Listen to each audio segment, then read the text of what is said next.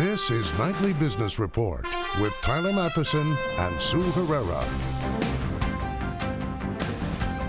Bouncing, stocks rally for a second day as global markets start to recover following a Brexit-induced plunge. Border war, how one metro area has become a tax incentive battleground between states, and why it's just one of many playing out across the U.S.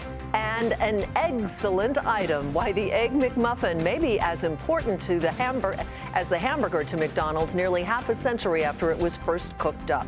All that and more on Nightly Business Report for Wednesday, June 29th. Good evening, everyone, and welcome. Big news out of the banking sector tonight. More on that in a moment. But we begin this evening with the broader markets.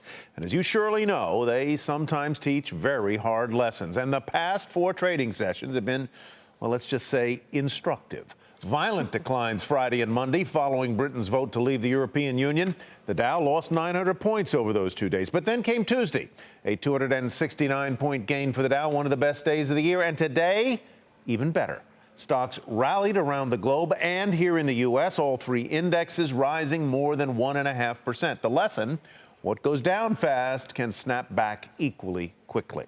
Today, the Dow rose nearly 285 points to close at 17,694. The average has now recovered more than half of its post-vote losses. The Nasdaq rose 87 and the S&P 500 climbed 34. For the record, the FTSE 100 index of British stocks gained 3.6% today, erasing all of its post-Brexit losses. And rising oil prices helped U.S. shares today. Oil closed at $49.88 a barrel. That's up 4.2%. And another thing that might help stocks this week, it's the end of the quarter. Many sectors this quarter have been beaten down, and the Brexit vote didn't help matters any. Bob Pisani takes a look at whether history could be an indication of an end-of-quarter bounce. The rally continues. Today was even stronger than yesterday, and the volume was heavy again, indicating that the buyers were enthusiastic. And it was a broad rally with 9 stocks advancing for each one declining. Again, that was better than yesterday. All right, so why did we have a rally? Well, partly it's the end of the quarter. With many stocks down double digits, history would indicate a likelihood of at least modest buying of the most beaten up sectors going into the close of the quarter Thursday. And that's exactly what we've been seeing. So beaten up groups like restaurants and banks and retailers and especially airlines were among the leaders today. That's a good sign that there's at least short-term end of the quarter buying interest. Okay, does this mean that all these Brexit worries are over? Well, that's unlikely, but it's really hard to say. The question is this: will Brexit be a long-term market-moving event or a short-term phenomenon? Will it prove to be a big problem for the markets like, say, China's currency devaluation was? Remember that back in August? Or the oil collapse that roiled markets in February and March of this year? We just don't know. But for the moment, the fact that stocks have turned around and the dollar has stopped rising, the bond yields have stopped dropping, and oil has turned back up, well, all that's been a great relief to the trading community. For Nightly Business Report, I'm Bob Pisani at the New York Stock Exchange. One of the reasons the markets may be settling down is the realization that the hysteria following the UK referendum is dying down, if just a bit. Wilfred Frost is in Brussels, where European leaders discuss the matter for a second day. 3 main takeaways from the European summit here in Brussels. The first, European leaders will respect the decision of the British people and now work to implement it. The second, they will wait until Article 50 has been invoked before any form of divorce negotiations begin. They'd like that to happen sooner rather than later, but realise a new Prime Minister needs to be in place in the United Kingdom before that happens. The final takeaway was that negotiations are going to be tough when they begin. EU leaders making it very clear that if Britain wants to maintain free trade, then they will also have to maintain free movement of labour. The other big focus here in Brussels is that Scottish First Minister Nicola Sturgeon has been meeting various European leaders to try and see if she could extricate Scotland from a possible Brexit. She said the reception had been very sympathetic, though no real decisions are due to be made anytime soon. I've not been here today to reach any conclusions or to press anybody for any decisions or any commitments. I've been here today to make sure that Scotland's voice is being heard and that Scotland's position is understood, and I'm confident that that is the case.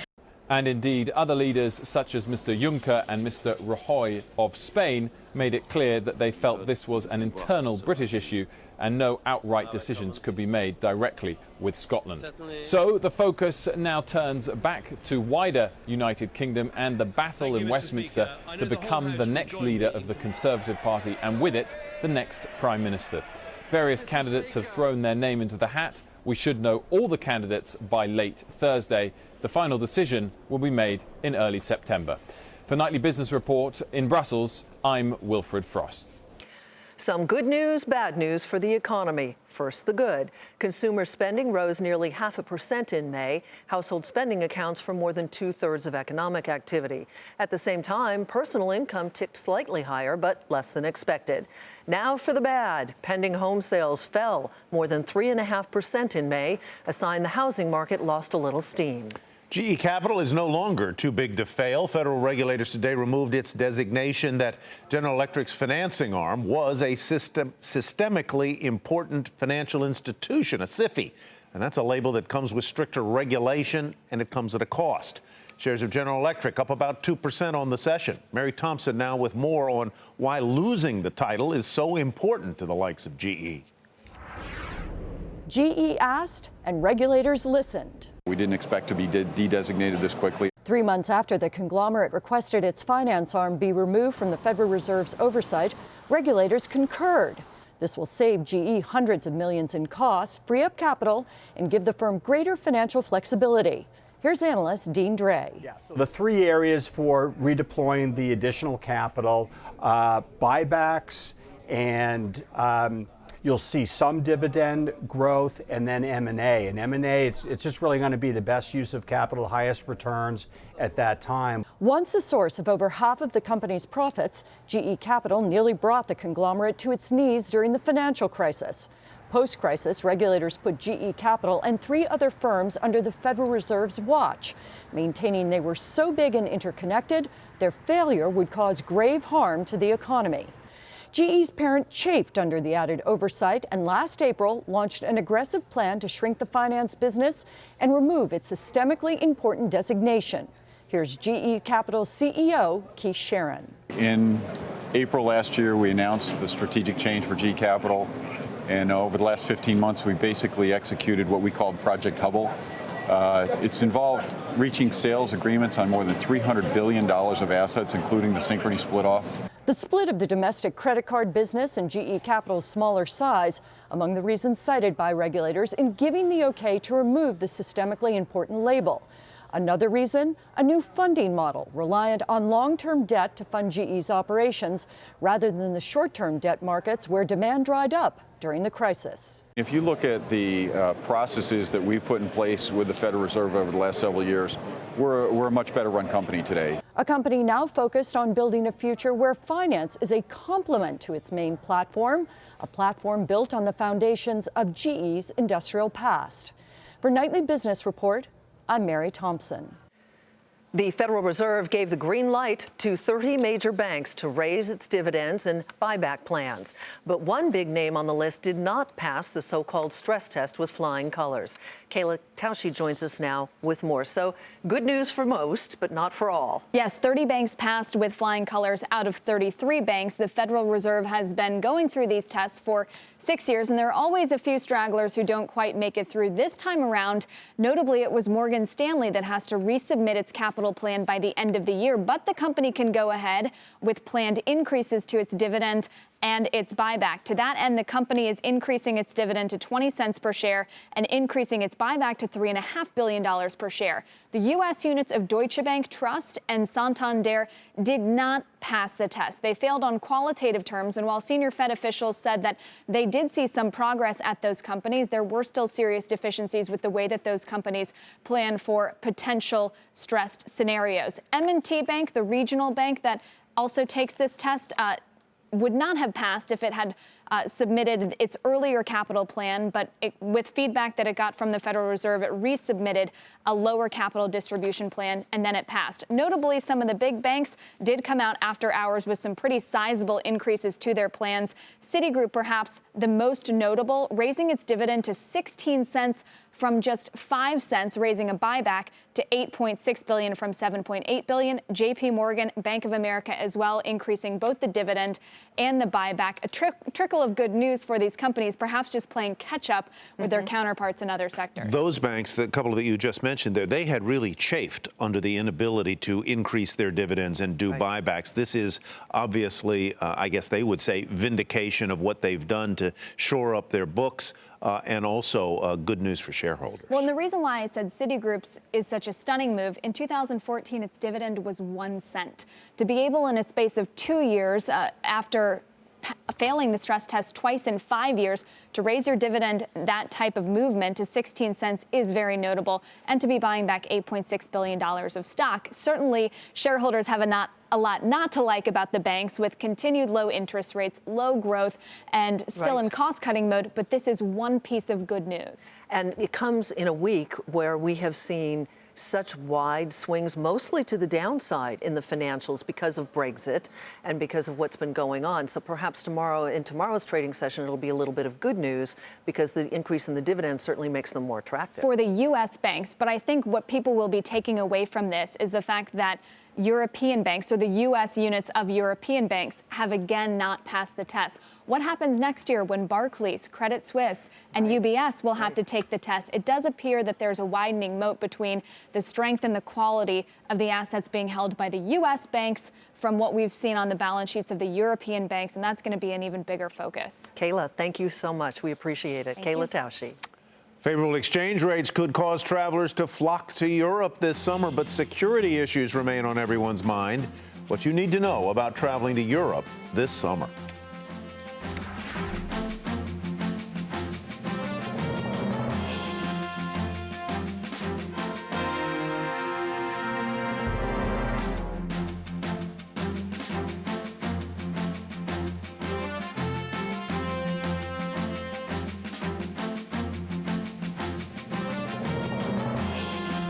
Many states fight each other for business and jobs, spending lots of tax dollars in the process.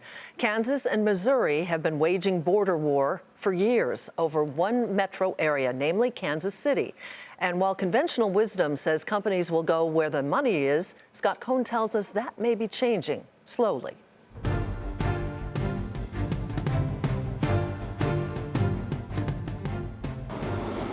Missouri wants to create jobs. So does Kansas. So, like every other state, they offer incentives. Create a job, get a tax break. Which makes things interesting in Kansas City, Kansas, and Missouri. Instead of bringing in businesses from outside of this area, they were used to encourage businesses to move just across a street. Don Hall, CEO of Kansas City-based Hallmark Cards, says plenty of businesses, not his, are doing just that, moving a few employees from one side of the border to the other and back, and collecting tax breaks each time. And that's the problem with this incentive, is that it's a win-lose opportunity for everybody every time it's used. A study by Hallmark's charitable arm, the Hall Family Foundation, says in the past 5 years, the two states have spent $262 million on tax breaks. As of April, Kansas was the net winner of just 1,700 jobs at a cost of $93,000 apiece. Hall is one of 17 area CEOs that sent a letter to both governors urging a moratorium on incentives. That was 5 years ago. Critics say the situation here is really no different from the incentive war that's playing out across the country. Lots of real taxpayer dollars chasing few real jobs. But change could be in the wind. Experts say incentive deals are down even as the economy improves. Not only are some states pushing back, companies are making fewer demands. People are beginning to understand that tax breaks aren't what matter for economic development It's about workforce quality, it's about infrastructure, it's about quality of life. Even here, both Missouri and Kansas have put reform proposals on the table. No agreement yet, but maybe a step toward a truce in a war no one can win. Scott Cohn, Nightly Business Report, Kansas City. Sales fall for the fourth straight quarter at General Mills, but not as much as Wall Street feared, and that is where we begin tonight's market focus. Currency headwinds and lower product demand dragged down revenue, but the results were still ahead of estimates. That's the good news. The maker of Cheerios and Progresso Soups also reported better than expected profit, hiked its quarterly dividend by more than 4% to 48 cents a share. General Mills up 3% on this good day to 67.86. Both quarterly profit and revenue fell more than expected at the seed giant Monsanto. The CEO attributed the declines to a, quote, unforeseen level of challenges. The company also said it is in talks with the drug maker Bayer and other companies regarding alternative strategic options. Shares of Monsanto up more than 2% on that news to 103.52. Diamond Resorts going private. The private equity firm Apollo Global will buy the resort management company. It's an all-cash deal valued at more than $1 billion. The deal expected to close by the end of this year, and shares of Diamond surged more than 23% on the news to $29.79. Walmart may increase its stake in JD.com after recently acquiring 5% in the Chinese e-commerce company. According to the Wall Street Journal, undisclosed terms of the initial deal could allow Walmart to gain, quote, observer status at JD board meetings if it ups its stake to 10%. Shares of Walmart up 1% to $72.46. JD.com shares up a fraction to $20.39. An ongoing energy saga seems to have come to an end. Energy Transfer has walked away from its merger agreement with rival energy company Williams. Last Friday, a Delaware judge ruled that ETE could legally end the troubled $33 billion deal, but Williams has since appealed that ruling. Shares of ETE rose 2% to $14.70. Williams shares up nearly 1% to $20.84. And Visa has filed a counterclaim to Walmart, alleging that the retailer intentionally violated its contract by only allowing customers to sign with a PIN when authorizing a transaction. Visa said it requires retailers to give customers the choice of using a PIN or a signature. In May, Walmart sued Visa, alleging that PINs are safer than signatures. Shares of Visa up 2% to $76.74. Shares of Walmart up 1% to $72.46. Meanwhile, the Federal Aviation Administration says it has lifted its temporary ban of all flights to and from Istanbul, Turkey. Yesterday, Istanbul's airport, as you probably know, was hit by a terror attack that left 41 dead and injured more than 230. At the time of the bombings, 10 Turkish airline flights were inbound to the U.S. Britain's vote to leave the European Union and subsequent drop in the British pound has many American travelers looking to head across the pond. In fact, Hotels.com says hotel searches for UK destinations from June 24th through June 26th are up more than 50% year over year. And as Seema Modi tells us, now might be the time to book that trip. With the British pound trading at a 30-year low, your dollar is now worth more in the United Kingdom. So that trip to London town just got cheaper. If you booked a suite at the Four Seasons London last Thursday before the Brexit vote, you would have paid almost $8,000 a night. Book it today, it's now closer to $7,000. Travel agency Ovation Vacations says on average hotels, bookings, and prices for tourist-related activities are 10 to 15% lower than last week and 30% lower than 2 years ago. But hold on, the good deals aren't confined to just the UK. The euro has fallen since Britain voted to leave the European Union, so a visit to the City of Lights got cheaper too, just not as much. A suite at the Four Seasons in Paris last week cost you €3,200 a night, or $3,640.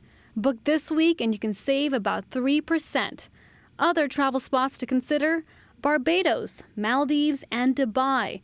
Agencies say these destinations rely heavily on British business and may bring prices down to accommodate last-minute travelers. Now, if you've already booked your European vacation, check to see if you can rebook at a better price now that exchange rates have changed. Experts say you may get lucky. For Nightly Business Report, I'm Seema Modi. So how will Britain's presumed exit from the European Union and yesterday's terror attack in Istanbul impact the travel industry and possibly your travel plans this summer? Dennis Schall is news editor for the online travel news and information website Skift. He's here with us to discuss. Seema just said that you might, if you've already got reservations to go to a European destination, you might try and rebook and see whether prices have come down. Good advice? Great advice. A lot of airlines allow you to do that. So definitely be looking for airlines fare and drops. hotels, I assume, might as well have come down a little bit. Yeah, especially if you don't pre-book your hotel. If it's pay at the hotel, a lot of times they'll honor the lower rate. What impact do you think, longer term, the terror incident in Turkey is going to have on the travel industry? You know, I really don't see the Istanbul bombing as a game changer in itself. Security has already been a concern after Paris and Brussels for years, and traditionally travel demand bounces back.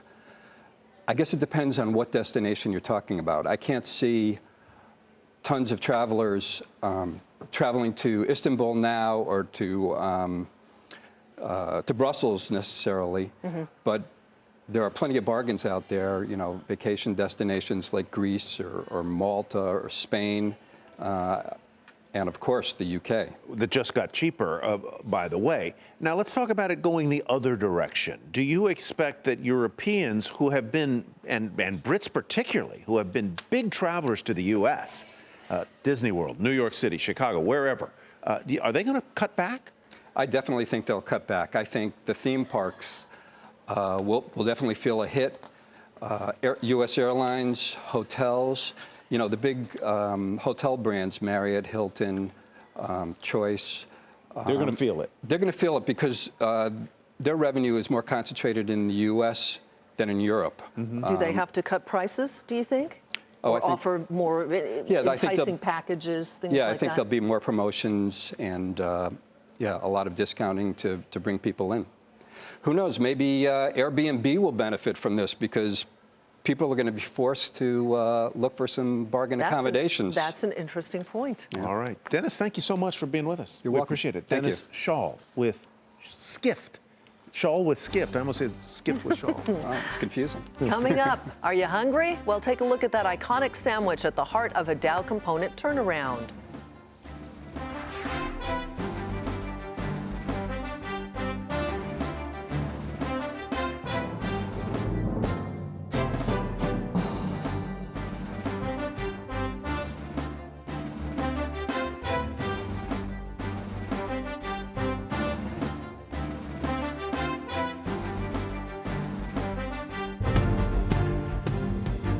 Here's a look at what to watch tomorrow. Some food and drink is on the menu as we get earnings from the owner of Olive Garden, Darden Restaurants, and we get to wash down those results with the Corona.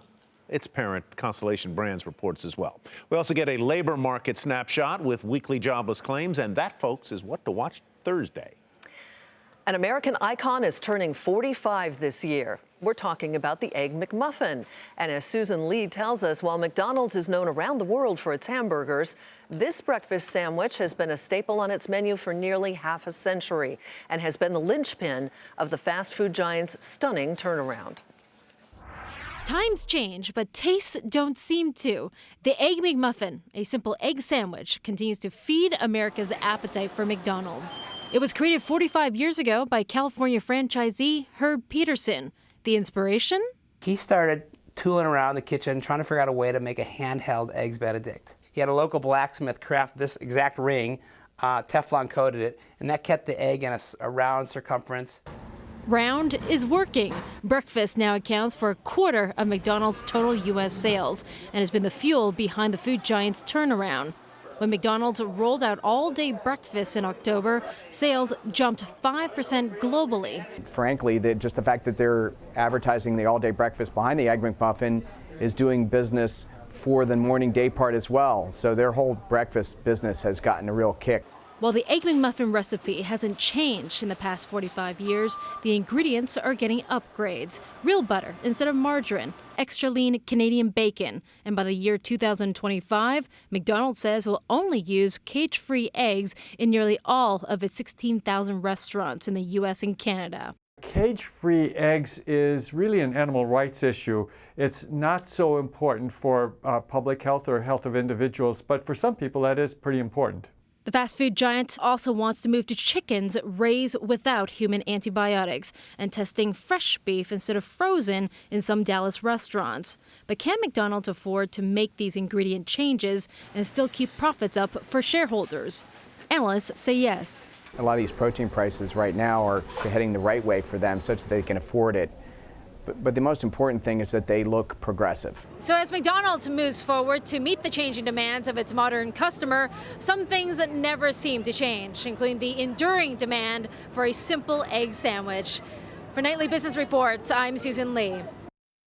And finally tonight, Forbes is out with its 2016 list of America's richest families. I'm not on it. Collectively, the top 25 are worth $722 billion, down slightly from last year. And here are the top three. At number 3, the candy folks, the Mars family, worth $78 billion. M&M's and Snickers have been good to them. Coming in second, the Kochs, whose 2 brothers, Charles and David, run the nation's second largest privately held company, the conglomerate Koch Industries. The family's worth coming in at $82 billion. And the wealthiest family in the U.S., no surprise here, it is the Waltons. Not John Boy and Sue Ellen, but the ones of Walmart fame. Collectively, get this, the Waltons tipped the scales at a whopping $130 billion. Wow. Well, you may not be on the list, but you're priceless. So there you go. Oh, you're good. I try. That does it for us tonight on Nightly Business Report. I'm Sue Herrera. Thanks for joining us. And I'm Tyler Mathisen. Thanks for joining us as well. Have a great evening. We'll see you tomorrow.